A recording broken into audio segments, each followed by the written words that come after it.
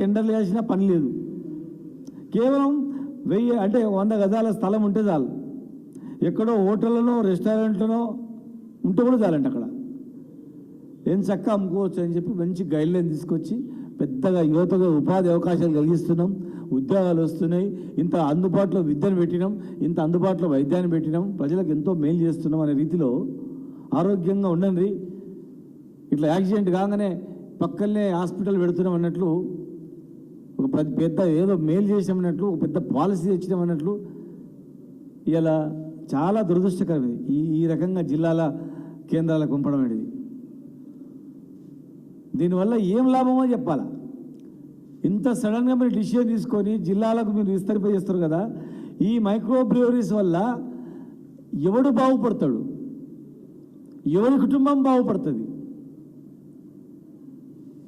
ఒక్క విద్యార్థి బాగుపడతాడా, ఒక యువకుడు బాగుపడతాడా? దీనివల్ల లాభాలు అవుతాయా? నీవు ఎక్కడ పడితే అక్కడ ఇస్తే వాడు బీర్లు తాగి కాలేజీకి పోతాడు, బీర్లు తాగి బలి నడుపుతాడు, యాక్సిడెంట్ అయి చేస్తారు. ప్రాణాలు ఏమైపోవాలి, వాళ్ళ చదువు ఏమైపోవాలి, వాళ్ళ ఉద్యోగాలు ఏమైపోవాలి, వాళ్ళ బతికేమైపోవాలి?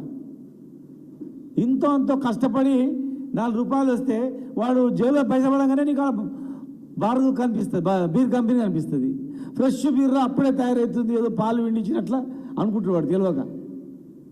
పాలు అయినట్లు తాగిపోతుంది, ఆరోగ్యానికి చాలా మంచిగా. వాడు బోర్డు కూడా పెడతాడు, 2 బీర్ తాగితే కండలు చూస్తే ఇట్లా అవుతామనుకుంటారు. ఇట్లా రకరకాలుగా అడ్వర్టైజ్మెంట్లు వస్తాయి.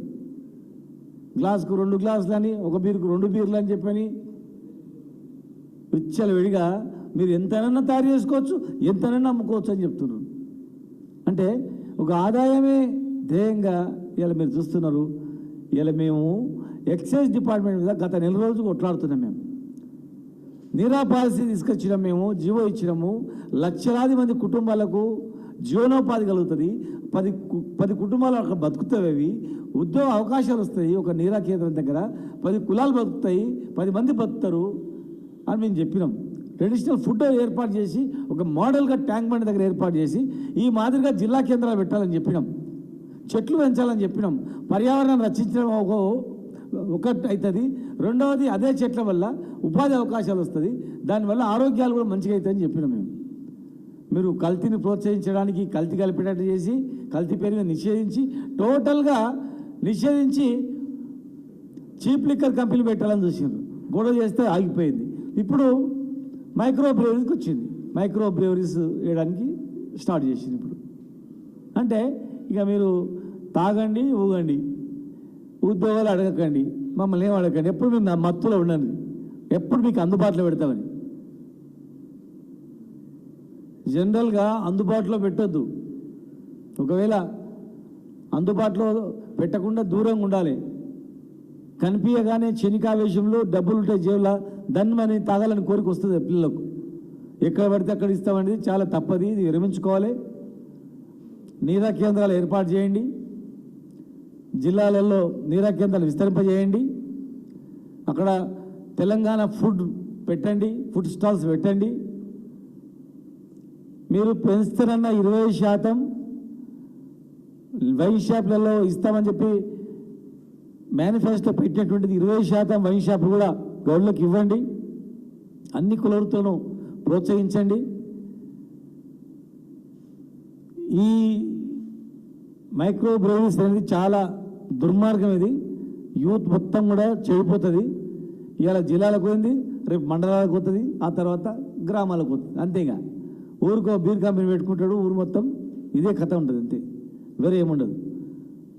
దయచేసి దీన్ని విరమించుకోవాలి. ఎక్సైజ్ మినిస్టర్ గారు వెంటనే స్పందించాలి.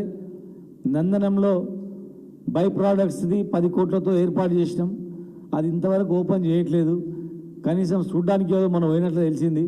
ఇమ్మీడియట్గా అది ఓపెన్ చేయండి. దాని ద్వారా షుగరు, బెల్లము, రకరకాల ప్రోడక్ట్స్, సిరప్ తయారయ్యేటువంటి పెద్ద ఇండస్ట్రీ అది. 100 మంది బతుకుతారు. ప్లస్ వేరే దేశాలకు కూడా చాలా ఆర్డర్స్ ఉన్నాయి. ఈ బై ప్రోడక్ట్స్, ఈ చెట్ల ద్వారా వచ్చే నీళ్ళ ద్వారా తయారు చేసే బెల్లం, ఇవన్నిటి కూడా ఆర్డర్స్ కూడా చాలా ఉన్నాయి. ఉపాధి అవకాశాలు పెంచే మార్గాలను పెంచండి. ఆరోగ్యం గురించి ఆలోచన చేయడం తప్ప ఈ మైక్రో బ్రూవరీస్ పెట్టి ప్రజల ప్రాణాలతో చెలగాటమాడతామంటే, ముఖ్యంగా యువత ప్రాణాలతో చెలగాటమాడతామంటే ఊరుకోం. ఎంతోమంది విద్యార్థులు తెలంగాణ ఉద్యమంలోనే వాళ్ళ జీవితాలు కొంతమంది చనిపోయినారు, కొంతమంది జీవితాలు నాశనం అయిపోయినాయి. ఏజ్ బార్ అయిపోయింది, చదువుకు పనికి రాకుండా అయిపోయినారు, చదువుకున్న ఉద్యోగాలు లేకుండా అయిపోయినాయి, బతుకులు చిన్న భిన్నమైనవి. మన తెలంగాణలో ఏ ఒక్కరి జీవితం ఆగం కావద్దు, అందరు మంచిగా బతకాలి. కనుక దయచేసి దీన్ని వెంటనే ప్రభుత్వం వెనుకకు తీసుకొని దీనిలో ఎక్సైజ్ మంత్రి గారు సమాధానం చెప్పాలి. ఎంత ఆఫర్ పెట్టంటే ₹1,00,000 మాత్రమే. 25 తారీఖు నుంచి దరఖాస్తులు 100 యాడ్స్ ఉంటే కూడా సరిపోతుంది, 1000 చదరపు అడుగులన్నా సరిపోతుంది. ఎక్కడ పడితే అక్కడ అమ్ముకోవచ్చు. అనే వరకు ఎగబడి దరఖాస్తులు రావాలి, అందరికీ లైసెన్స్లు ఇవ్వాలి, తాగాలి, ఊగాలి, వేరే కార్యక్రమం అడగొద్దు, ఎవరు కూడా ఆందోళన చేయొద్దు.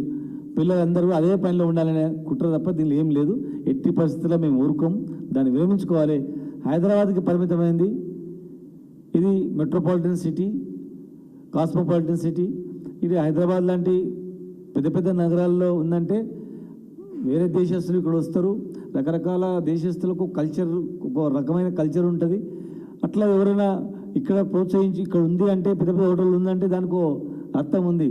కానీ ఇది గ్రామాలలో, మండల కేంద్రాల్లో, జిల్లా కేంద్రాల్లో ఎవడు ఉంటాడు? పక్క తెలంగాణలో ఉంటాడు, అక్కడోడు ఉంటాడు, ఎవడు వచ్చేటోడు ఉన్నాడు, పోయేటోడు. కనుక దయచేసి దీన్ని విరమించుకొని యువత జీవితాలతో చెలగాటమాడొద్దు. ఈ బీర్ల కంపెనీలు ఊర్లలో పెట్టి ఎవరికన్నా ఏమైనా అయితే మేమే బాధ్యత, దానికి పూర్తి బాధ్యత మేమే అని చెప్పి మీరు చెప్పండి. వాళ్ళకి ఏమైనా అయితే నష్టం జరిగితే మేమే బాధ్యత అని చెప్పి పెట్టిపోయేది. అంతే తప్ప దీని అనవసరమైనటువంటి విద్యార్థుల జీవితాలతో చెలగాటం ఆడొద్దని చెప్పి మీ ద్వారా తెలియజేస్తున్నాను.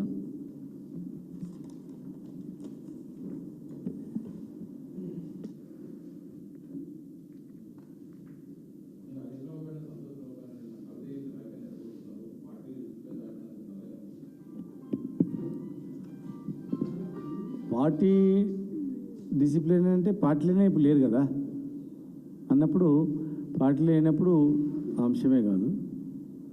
కానీ ఒక్కటి ఇదో తెలంగాణ ప్రజానికి మొత్తానికి కూడా ఏంటంటే, ఇలా ఎవరిని ఏ రైతుని అడిగినా, నిన్న మొత్తం యూరియా గురించి మేము తిరుగుతున్నాం, యూరియా దగ్గర లైన్లల్లో ఎవరిని అడిగినా అయ్యా కేసీఆర్ మాకు దేవుడు, అయ్యా కేసీఆర్ ఉన్నప్పుడు ఇట్లా జరగలేదయ్యా అని, మళ్ళీ ఎప్పుడూ కేసీఆర్ను ముఖ్యమంత్రిని చేయాలి అనేటువంటి ఆలోచన ప్రజలందరూ ఉన్నారు. ఎవరైనా కానీ, ఈవెన్ కాంగ్రెస్కి వేసినటువంటి ఓటు వేసినటువంటి కార్యకర్తలు కూడా అయ్యా కేసీఆర్ మళ్ళీ వస్తేనే మన ఊరు బాగుపడుతుంది, మన వ్యవసాయం బాగుపడుతుంది, ఊరికి అన్నం పెట్టిన రైతు ఎలా ఏడుస్తున్నాడు, మళ్ళీ మనకు పూర్వవైభవం వస్తుందా అనేది ఆలోచన ఉంది. ఇలా మొన్నటి వరకు వారు అందరం కలిసి ఉన్నాం.